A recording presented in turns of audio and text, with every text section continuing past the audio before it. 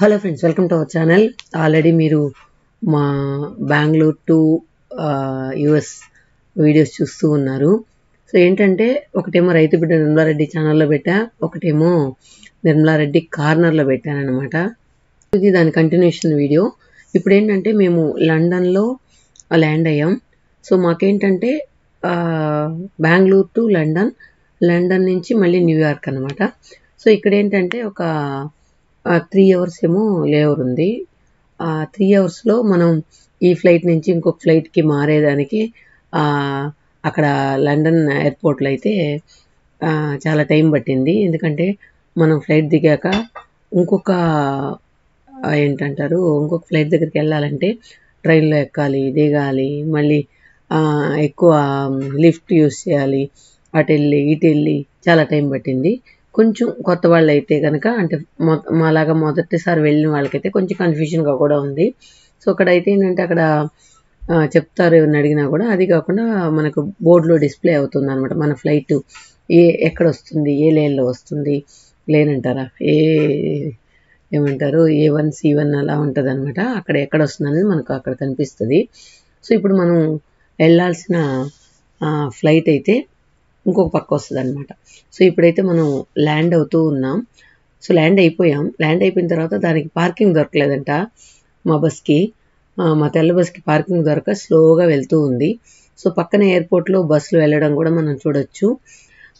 So అక్కడ వెళ్ళిన తర్వాత సో బ్రిటిష్ ఎయిర్లైన్స్లో మేము వెళ్ళాం. మళ్ళీ అక్కడి నుంచి లండన్ నుంచి కూడా కనెక్టివిటీ కూడా బ్రిటిష్ ఎయిర్లైన్సే.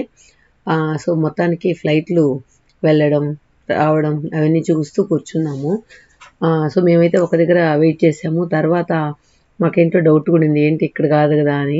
తర్వాత మళ్ళీ ట్రైన్ ఎక్కి, మళ్ళీ ట్రైన్ దిగి, మళ్ళీ లిఫ్ట్లో వెళ్ళి మొత్తానికి కుస్తీలు బట్టి మొత్తానికి మా పాయింట్ దగ్గర అయితే చేరుకున్నాం.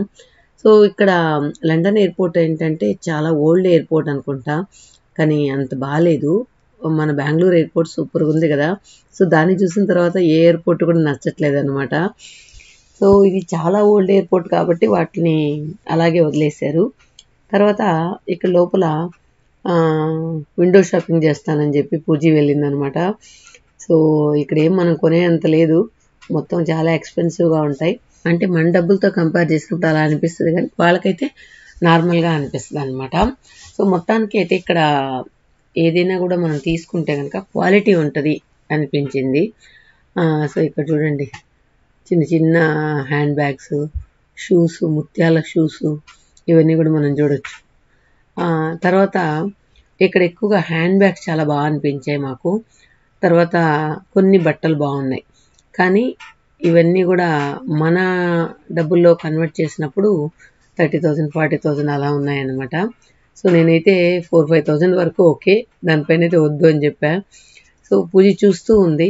మొత్తానికి అంతా తిరిగింది. ఏదో ఒక ఫ్యాన్ నచ్చిందనింది. సో అది తీసుకుంటానని చెప్పింది. మళ్ళీ వద్దులే, ఎట్లా యూఎస్లో మనం వెళ్తాం కదా అప్పుడు తీసుకుంటాలని వచ్చేసింది అనమాట. మొత్తానికి ఏం కొనలేదు.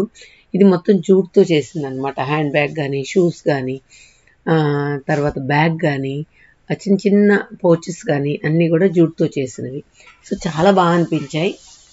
కొంచెం ఎక్స్పెన్సివ్ అని చెప్పాను కదా, అయినా కూడా మనకు వర్త్ అనిపిస్తూ ఉందన్నమాట. అంటే ఆ డబ్బులకి వర్త్ అనిపిస్తుంది. క్వాలిటీ మెయిన్, ఎక్కడ కాంప్రమైజ్ అవ్వరు వీళ్ళు అనిపించింది అనమాట. కొన్ని స్టఫ్ అయితే మనకు బంగ్లాదేశ్ నుంచి వచ్చినవి అవే ఉన్నాయి. సో మన ఇండియా నుంచి వచ్చి ఇక్కడ కొనాల్సినంత అవసరం ఏముంది అని అనుకున్నా నేనైతే. సో దానికి కొంచెం ఎక్కువగా వాళ్ళ కరెన్సీ తగ్గట్టు వాళ్ళు అక్కడ అమౌంట్ పెట్టి సేల్ చేస్తూ ఉన్నారు. నార్మల్గా కూడా ఎయిర్పోర్ట్లో వాళ్ళకి రెంట్ ఎక్కువ ఉంటుంది కాబట్టి అవన్నీ కూడా మన ఎత్తునే కదా వేస్తారు. అందువల్ల ఏది తీసుకోపోయినా కూడా మనకు కొంచెం ఎక్కువగానే అనిపిస్తుంది అనమాట. తర్వాత పూజ హ్యాండ్ బ్యాగ్ చూద్దామని వెళ్ళింది. సో హ్యాండ్ బ్యాగ్స్ అంతా కూడా స్టార్టింగ్ 30,000 నుంచి స్టార్ట్ అవుతాయి మన కరెన్సీలో. ఆ 30,000 కూడా చిన్న చిన్నవి అనమాట. అలా ఉన్నాయి. సో మొత్తానికి అటు ఇటు తిరిగేసి వచ్చేసింది ఏం తీసుకోకుండా. ఇప్పుడు ఏంటంటే మన ఫ్లైట్ టైం అయిపోయింది, ఇంకా ఆ ప్లేస్కి వెళ్తూ ఉన్నాం మనం ఇక్కడ అనమాట. సో ఇక్కడ మనం వెయిట్ చేస్తూ ఉన్నాం. ఈ లోపల ఫ్లైట్లు దిగడం చూస్తూ వెయిట్ చేస్తూ ఉన్నాం అనమాట. ఇంకొకటి ఏంటంటే మనకు బెంగళూరు నుంచి లండన్కి వచ్చే ఫ్లైట్ అయితే విండో పక్కన 3 సీట్సే ఉంటాయి. అవి మాకు కంఫర్ట్గా అనిపించాయి. మేము ముగ్గురం ఎలా కూర్చున్నా, ఎట్లున్నా, ఎట్లా పడుకున్నా, ఎట్లున్నా హ్యాపీగా అనిపించింది. కానీ లండన్ నుంచి న్యూయార్క్ వెళ్ళే ఫ్లైట్ మాత్రం మిడిల్లో 4 ఉంటాయన్నమాట. అటుపక్క 3, ఇటుపక్క 3, మిడిల్లో 4 ఉంటాయి. ఆ 4లో మాకు వచ్చాయి. సో అక్కడ ఏంటంటే కొంచెం ఇబ్బందిగా అనిపించింది కూర్చోవడానికి. తర్వాత మాకు క్యాబిన్ లగేజే ఎక్కువ అని చెప్పాను కదా, క్యాబిన్ లగేజీలో ఈ ఫ్లైట్లో కొంచెం ఇబ్బందిగా అనిపించింది అనమాట క్యాబిన్ లగేజ్ పెట్టడం.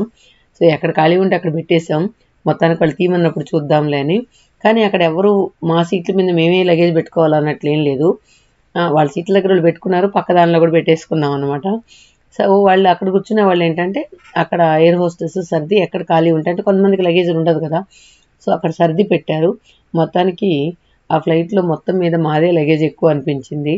ఎందుకంటే ఎక్కువగా అన్నీ కూడా క్యాబిన్ లగేజే మాది, ఎక్కువ బుక్ చేసినప్పుడు క్యాబిన్ లగేజే కాబట్టి. సో పూజ అంటుంది చూడండి.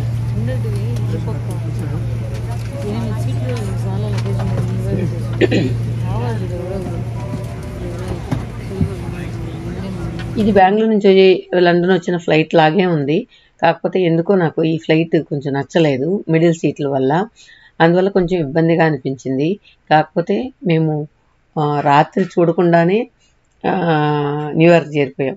సో మార్నింగ్ బెంగళూరులో మార్నింగ్ 6-7 o'clockకి స్టార్ట్ అయిన ఫ్లైటు లండన్కి వచ్చేటప్పటికి వాళ్ళ టైంలో మధ్యాహ్నం 2 అయిందనమాట.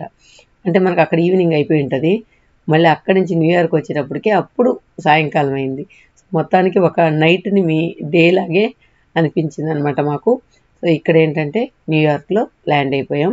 సో ప్రణవ్కి ఫోన్ చేయాలి ఇంకా. ఫోన్ చేయలేదు.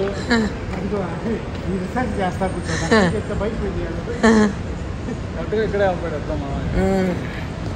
న్యూయార్క్ వెళ్ళి ఏం చేస్తాను నేను ఎవరు ఎన్ని బాగా ఫ్రెష్గా ఉందా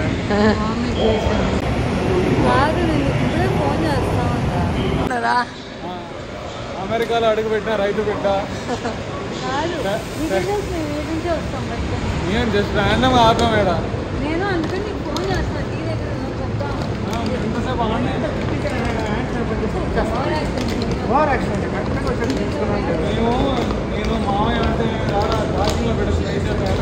మొత్తానికి మేము ల్యాండ్ అయ్యేటప్పటికి ప్రణవ్ కూడా కరెక్ట్గా బయట రెడీగా ఉన్నాడనమాట.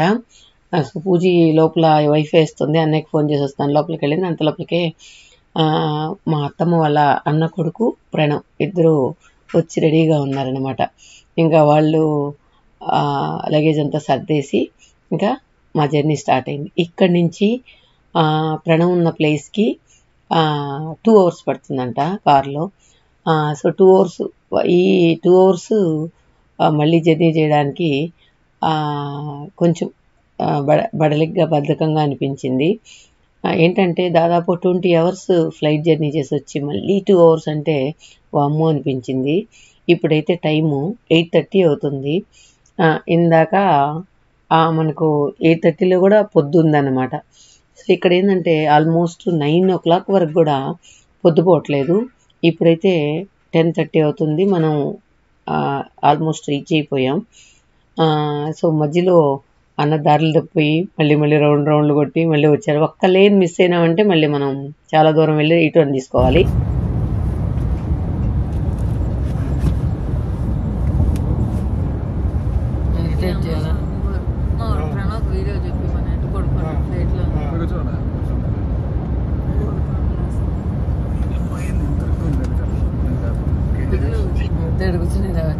ఇండియన్ టాయిలెట్లో కూర్చున్నట్టు ఉంది నాకు.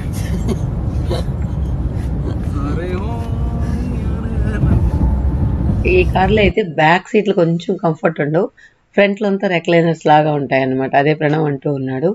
మొత్తానికి అన్న వాళ్ళ ఇంటికైతే రీచ్ అయిపోయాం. ఇక ఏంటంటే ఇంకా నెక్స్ట్ డే నుంచి యుఎస్ని ఎక్స్ప్లోర్ చేద్దాం అనుకున్నాను. సో మొత్తానికి రైతు బిడ్డ అమెరికాలో అడుగుపెట్టిన మొదటి రోజు అన్నమాట ఇది. ఓకే ఫ్రెండ్స్, నెక్స్ట్ వీడియోలో నెక్స్ట్ వ్లాగ్స్లో కలుద్దాం. Thank you.